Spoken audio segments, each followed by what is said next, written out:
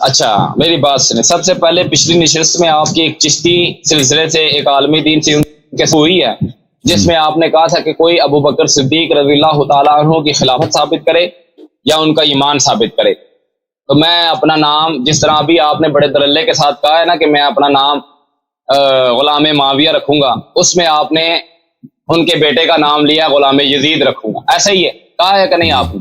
اسلام ثابت کریں، وہ کوئی عالم آ جائے نا ان کے ساتھ بات ہوگی، وہ آپ کے ساتھ تو نہیں ہوگی۔ تو سر میں ثابت کروں گا۔ حضرت عمار رضی اللہ تعالیٰ عنہ آپ کی نظر میں کیا حیثیت رکھتے ہیں؟ ایک صحابی ہیں، ایک اچھے صحابی ہیں۔ کیسے مطلب تھوڑا وضاحت سے بتائے نا۔ ایک اچھے صحابی ہیں، شیعہ تھے، اچھے صحابی تھے، رافضی تھے، شیعہ تھے، اچھے صحابی تھے۔ اچھا ان سے اگر ثابت کر دوں تو دکھائیں بھائی، دکھائیں۔ نہیں ان سے اگر ثابت کر دوں تو اپنا نام غلام یزید رکھیں گے؟ چلیں ٹھیک ہے، آ جائے دلیل لے کے آئیں نا، صحیح دلیل لے کے آئیں جو ثابت ہو جائے، تو عمار سے لے کے آئیں، کسی بھی سے وہ ثابت ہو جائے، اصل میں دلیل لے بھی آؤں تب آپ نے کہنا کہ یہ آپ کی کتب کی ہم نہیں مانتے تھے، تو بھائی ثابت تو آپ پڑھو، دلیل پڑھو، ہم دیکھتے ہیں آپ کی دلیل کیا ہے بھائی۔ چلیں ٹھیک ہے، میں ابھی پڑھنے لگا ہوں دلیل۔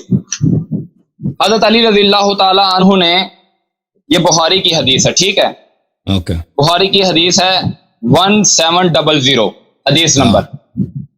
جب طلحہ، زبیر اور عائشہ رضی اللہ تعالی عنہم بصرہ کی طرف روانہ ہوئے تو علی رضی اللہ تعالی عنہ نے عمار بن یاسر اور حسن، کس کتاب میں آپ نے بات بخاری، صحیح بخاری 7100۔ جب تک میری بات مکمل نہ ہو تو مجھے ٹوکنا نہیں بیچ، نکال لیں آپ۔ بسم اللہ۔ جب طلحہ، زبیر اور عائشہ رضی اللہ تعالی عنہم بصرہ کی طرف روانہ ہوئے تو علی رضی اللہ تعالی عنہ، حضرت علی رضی اللہ تعالی عنہ نے عمار بن یاسر اور حسن ابن علی رضی اللہ تعالی عنہما کو بھیجا۔ یہ دونوں بزرگ ہمارے پاس کوفہ آئے اور منبر پر چڑھے۔ حسن بن علی رضی اللہ تعالی عنہما منبر کے اوپر سب سے اونچی جگہ تھے اور عمار بن یاسر رضی اللہ تعالی عنہ سے نیچے تھے۔ پھر ہم ان کے پاس جمع ہو گئے اور میں نے عمار رضی اللہ تعالی عنہ کے یہ کہتے سنا کہ عائشہ رضی اللہ تعالی عنہ بصرہ گئی ہیں اور خدا کی قسم وہ دنیا اور آخرت میں تمہاری وہ دنیا اور آخرت میں نبی کی پاک بیوی ہیں، لیکن اللہ تبارک و تعالیٰ نے تمہیں آزمایا ہے تاکہ جان لو کہ تم اس کے لیے اطاعت کرتے ہو یا حضرت عائشہ رضی اللہ تعالیٰ عنہ کی۔ اچھا یہ اب ہو گئی حضرت عائشہ رضی اللہ تعالیٰ عنہ کی مسلمان اور ایمان ثابت کرنے والے حضرت عمار بن یاسر رضی اللہ تعالیٰ عنہ تھے، ٹھیک ہے، جو آپ کے لیے بہت زیادہ نیک صحابی تھے، ہمارے لیے بھی ہیں، اس میں کوئی شک نہیں۔ اب جب کہ حضرت عائشہ رضی اللہ تعالیٰ عنہ مومنین ہو گئی ہیں اور مسلمان ہو گئی ہیں، آپ پہلے مانتے نہیں تھے، اب مانیں گے انشاءاللہ۔ اب یہ حضرت عائشہ رضی اللہ تعالیٰ عنہ سے ایک حدیث ہے بخاری کی 2009، ٹھیک ہے، رسول اللہ صلی اللہ علیہ وسلم نے فرمایا جس دن رمضان کے راتوں میں بیدار رہ کر نماز تراویح پڑھی اور ایمان اور ثواب کی نیت کے ساتھ، اس کے اگلے تمام گناہ معاف ہو جائیں گے۔ ابن شہاب نے بیان کیا کہ پھر نبی کریم صلی اللہ علیہ وسلم وفات ہو گئے اور لوگوں کا یہی حال رہا، الگ الگ اکیلے اور جماعتوں سے تراویح پڑھتے تھے۔ اس کے بعد ابو بکر رضی اللہ تعالیٰ عنہ کے دور خلافت میں اور حضرت عمر رضی اللہ تعالیٰ عنہ کی ابتدائی دور میں خلافت بھی ایسا ہی رہا۔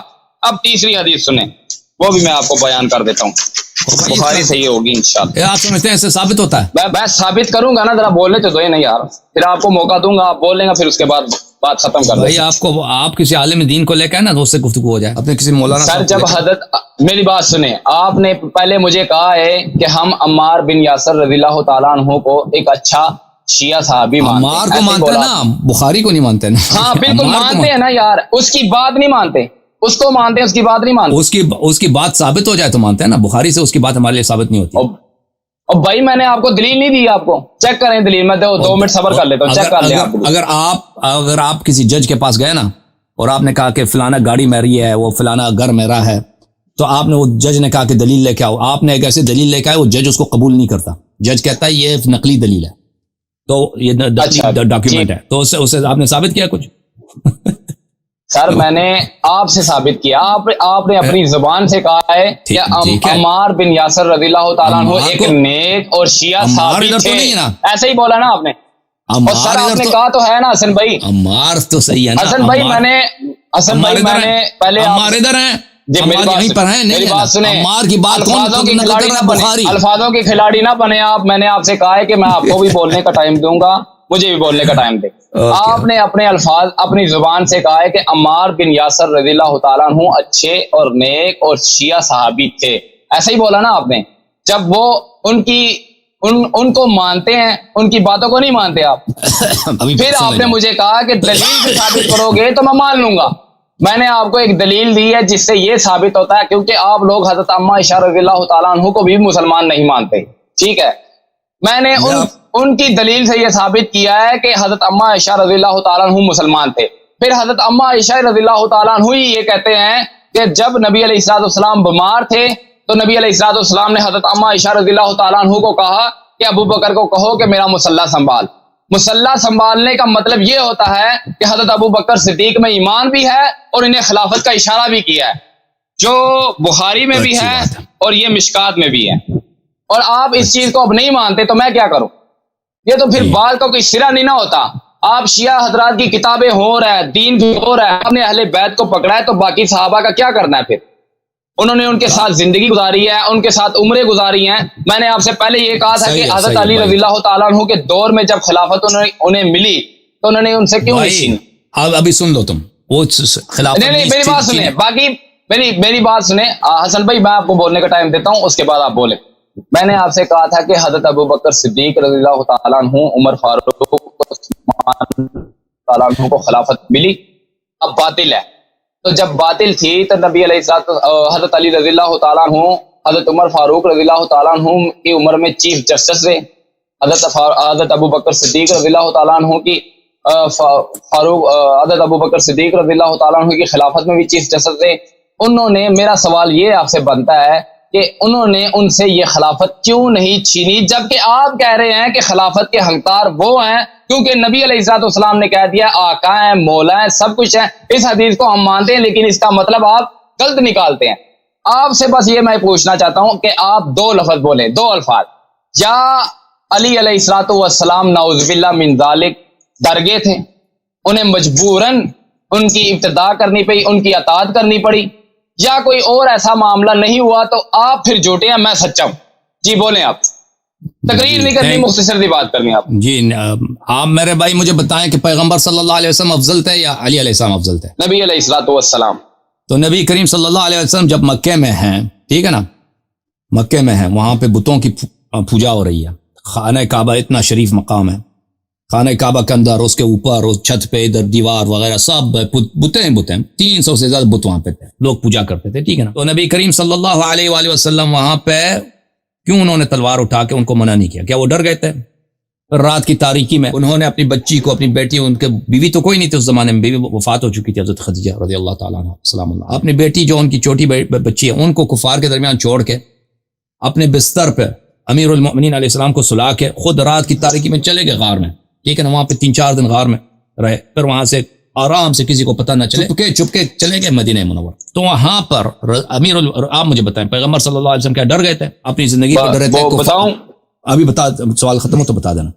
وہاں پر انہوں نے تلوار کیوں نہیں اٹھایا بھائی؟ کہہ دیتے کہ بھائی یہ سب تمہارے خدائیں سب باطل ہیں, تلوار اٹھا دیتے, بتوں کو گرا دیتے بھائی, اور کہتے ہیں جو بھائی یہاں پہ مقابلہ کریں گے بھائی, یا مرنا ہے یا جینا ہے. وہاں چھوڑ کے کیوں ہے؟ بچی کو بھی چھوڑ دیا, رات کی تاریکی میں وہ غار میں چھپ جانا, ادھر سے مدینے چلے جانا. بھائی یہ بتا دینا بھائی, اب یا تو کفار حق پہ ہیں یا رسول صلی اللہ علیہ وسلم ڈر گئے, ٹھیک ہے نا. چلے میں بتا دیتا ہوں. جیسے میں نے آپ سے پہلے کہا تھا کہ آپ لفظوں کے بہت بڑے جادوگر ہیں, لوگوں کو یہاں ایسے لفظوں میں گھیر لیتے ہیں نا, وہ انسان جو ہے نا, جو سامنے آپ کا مخالف ہوتا ہے وہ پریشان ہوتا ہے کہ یار میں اس کو اب کیا جواب دوں. حسن بھائی آپ میری بات سمجھے نہیں, آپ نے بڑے اچھے طریقے سے یہ کہہ دیا ہے کہ نبی علیہ الصلوۃ والسلام وہ کفار تھے, تو انہیں مکے میں جب انہوں نے بت رکھے تھے ان سے وہ انہوں نے بت نہیں ہٹائے تو کیا وہ ڈر گئے تھے؟ آپ مجھے یہ بتائیں بعد میں انہوں نے فتح مکہ کیوں کیا؟ ایک سوال. دوسرا سوال, بعد کی بات نہیں, اس وقت کی بات کر رہا ہوں نا, اس وقت کی بات کر رہا ہوں نا. ہاں میں بتا رہا ہوں نا, میں اسی مقابلہ کیوں نہیں کیا؟ اسی بات پہ میں حضرت علی رضی اللہ تعالیٰ عنہ کی طرف آؤں گا. آپ کی اسی بات سے میں حضرت علی رضی اللہ تعالیٰ عنہ کی طرف سے آؤں گا, ٹھیک ہے؟ صحیح. اب آپ 3 منٹ بات کریں, اب آپ دوسرے لوگ بہت انتظار کر رہے ہیں, 3 منٹ میں بات ختم کریں پھر میں اگلا کال. ٹھیک ہے 3 میں مختصری بات کرتا ہوں, آپ تقریر کرتے ہیں, میں نہیں کرتا. آپ نے کہا ہے کہ وہ ڈر گئے تھے. میں نے آپ سے بہت سادہ سا آسان سا سوال پوچھا ہے, آپ مجھ سے نہ پوچھیں. یہ مقدمہ آپ کا ہے, ہمارا نہیں ہے. ہم یہ نہیں کہتے کہ حضرت علی رضی اللہ تعالیٰ عنہ پہلے خلیفہ تھے, دوسرے وہ تھے, تیسرے وہ تھے, چوتھے یہ تھے. آپ کا یہ مقدمہ ہمارا نہیں. میں آپ کے کسی سوال کا جواب دہ نہیں ہوں, آپ میرے سوال کے جواب دیں, کیونکہ یہ مقدمہ آپ لوگوں کا, ہمارا نہیں ہے. ہم حضرت ابو بکر صدیق رضی اللہ تعالیٰ عنہ کو خلیفہ اول مانتے ہیں. خلیفہ 4 جو ہے نا, ہم حضرت علی رضی اللہ تعالیٰ عنہ کو مانتے ہیں. میں نے آپ سے ایک سادہ سا سوال پوچھا ہے کہ مجھے یہ بتائیں کہ حضرت علی رضی اللہ تعالیٰ عنہ نعوذ باللہ لالچ میں آ گئے تھے کہ جو انہوں نے ان کے دور خلافت میں چیف جسٹس تعینات کیے تو انہوں نے قبول کیا, اور یا حضرت علی رضی اللہ تعالیٰ عنہ ڈر گئے تھے نعوذ باللہ من ذالک. 2 سوال 2 لفظوں میں. اگر ایسا نہیں ہے تو مجھے پھر یہ بتائیں کہ حضرت امیر معاویہ رضی اللہ تعالیٰ عنہ کی خلاف تلوار اٹھانے کی ایسی کیا وجہ پیش آئی, اس وقت انہوں نے یہ جرت کیوں کی تلوار اٹھانے کی نعوذ باللہ. دوسری, حضرت عائشہ رضی اللہ تعالیٰ عنہ کے خلاف تلوار کیوں اٹھائی. تیسرا, حضرت زبیر رضی اللہ تعالیٰ عنہ کے خلاف تلوار کیوں اٹھائی. یہ پیچیدگیاں جو آپ لوگوں کو صرف ورغلاتے ہیں. آپ کے پاس اس کے دلائل, میں کہتا ہوں وہ انجینئر صاحب کہتے ہیں نا ٹائم قیامت تک ہے, آپ کے پاس بھی ٹائم قیامت تک ہے. اس کا جواب آپ نہیں دے سکتے, بڑے سے بڑا شیعہ بھی اس کا جواب نہیں دے سکتا. جی بولیں اب آپ. اوکے, تھینک یو سر, بہت مہربانی. آپ جواب آن لائن سن لیں, اب دوسروں کی باری ہے. تھینک یو میرے بھائی, بہت شکریہ آپ کی تشریف آوری کا. Thank you. جواب اس کا یہ ہے کہ امیر المؤمنین علیہ الصلوۃ والسلام نے ابو بکر سے عمر کے خلاف کیوں تلوار نہیں اٹھایا. اس لیے اسی وجہ سے کہ رسول پاک صلی اللہ علیہ وسلم جب مکے میں تھے تو کفار مکہ کے خلاف انہوں نے تلوار نہیں اٹھایا. جب مدینہ آئے تو انہوں نے تلوار اٹھایا. تو ایسی کون سی بات ہے, مکہ میں تلوار نہیں اٹھا رہے بھائی, مدینہ جب آ رہے ہیں تو تلوار اٹھا رہے ہیں. ابو سفیان کے قافلے بھائی ان کو اٹھا کے لے کے جا رہے ہیں اور وہاں پہ جہاد کا حکم دے رہے ہیں. مکے میں کوئی جہاد کا حکم نہیں دے رہے. وجہ کیا ہے؟ وجہ اس کی یہ ہے کہ جب تک وہ مکے میں تھے ان کے پاس کوئی اتنا طاقت نہیں تھا, ان کے پاس کوئی اتنے نہیں تھا, لشکر نہیں تھا, لوگ اتنے پاس نہیں تھے کہ ان کے کفار کا مقابلہ ہو سکے. اگر مکے میں رسول پاک صلی اللہ علیہ وآلہ وسلم تلوار اٹھاتے اور وہاں پر کہتے کہ بھئی میں نے یا تو شہید ہونا ہے یا میں یہاں پہ کفار کا خاتمہ کرنا ہے, تو وہاں پر وہ خود بھی شہید ہو جاتے ہیں, پر اسلام بھی ختم ہوتا, اسلام بھی ختم ہوتا. اگر رسول پاک صلی اللہ علیہ وآلہ وسلم مکے میں تلوار اٹھاتے نا کہ میں مکے کے بتوں کو گرا دوں گا, یہ کروں گا, تو وہ خود بھی شہید ہو جاتے, پھر وہاں پہ وحی کا بھی انقطاع ہوتا, پھر اسلام, نماز, روزہ سب کچھ ختم ہو جاتا. تو یہ ان کی حکمت تھی کہ انہوں نے انتظار کیا, پھر بعد میں جب ان کے انصار بنے تو انہوں نے ان کے خلاف جہاد کیا. امیر المؤمنین علیہ الصلوۃ والسلام رسول پاک صلی اللہ علیہ وسلم کے وفات کے بعد بالکل اکیلے تھے, ان کا ساتھی کوئی نہیں تھا. صحابہ نے ساتھ چھوڑ دیا تھا, صحابہ نے ان کے ساتھ بے وفائی اور غداری کیا, تو انہوں نے تلوار نہیں اٹھایا. اور جب عثمان کے قتل کے بعد صحابہ اور تابعین اور بہت سارے مسلمان سب ان کے پاس آ گئے کہ آپ سے بیعت کریں گے. اب ان کے پاس خلافت بھی ہے, حکومت بھی ہے, لشکر بھی ہے.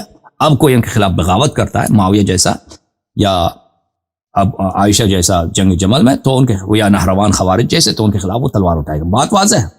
جب ایک انسان کے پاس لا یکلف اللہ نفسا الا وسعها, اگر آپ کے پاس کسی بات کی طاقت نہیں ہے تو آپ جو ہے نا, وہ اللہ آپ سے وہ نہیں چاہتا. مثلا میرے پاس طاقت نہیں ہے کہ میں انڈیا سے جہاد کروں, ٹھیک ہے نا, میرے پاس طاقت نہیں, اب میں کو اس کا فائدہ بھی نہیں ہے, میں مر جاؤں گا, اس کا انڈیا کو کوئی اثر ہی نہیں پڑے گا. اب آپ جا کے نا وہاں پہ جہاد کرو انڈیا کے ساتھ, اس طرح نہیں ہے.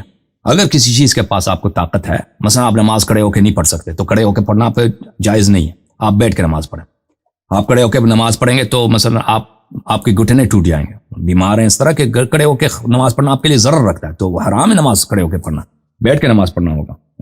جہاں تک آپ نے ابو بکر کی نماز کی بات کی ہے, تو ابو بکر نے نماز نہیں پڑھائی ہے, ابو بکر کو نماز سے ہٹایا گیا ہے. یہ آپ کی بخاری کی کتاب ہے, یہ کتاب ہے بخاری, چاپ دار احیاء التراث العربی, سنہ 2001 میں کتاب چھپی ہے, صفحہ نمبر 141. یہ باب من اسمع تکبیر الامام, کہ ایک شخص نماز پڑھاتا ہے, دوسرا شخص اس کا تکبیر جو ہے لوگوں کو سناتا ہے. کہ بھئی تکبیر کس لیے سنایا جاتا ہے؟ کہ بھئی پرانے زمانے میں لاؤڈ اسپیکر نہیں ہوتے تھے, مائکرو فون نہیں تھے نا. ایک شخص نماز پڑھ رہا ہے, پیچھے مجمع بڑا ہے, تو ایک دوسرا شخص ہے جو زور سے کہتا اللہ اکبر, لوگوں کو پتہ چل جائے کہ رکوع میں چلے جاؤ, کیونکہ جماعت بہت لمبی ہے, صف بہت ہیں, تو پیچھے والوں کو نماز سنائی نہیں دیتی بھائی کہ ہم نے آپ رکوع پہ جانا. تو امام کی جو آواز ہے وہ اس کی اتنی اونچی نہیں ہوتی ہے, تو ایک شخص وہاں پہ چیخ کے بولتا ہے اللہ اکبر. جب وہ اللہ اکبر کہے گا تو دوسرے جو ہے اس کے کیا کریں گے, اس کے تکبیر سے نماز پڑھیں گے.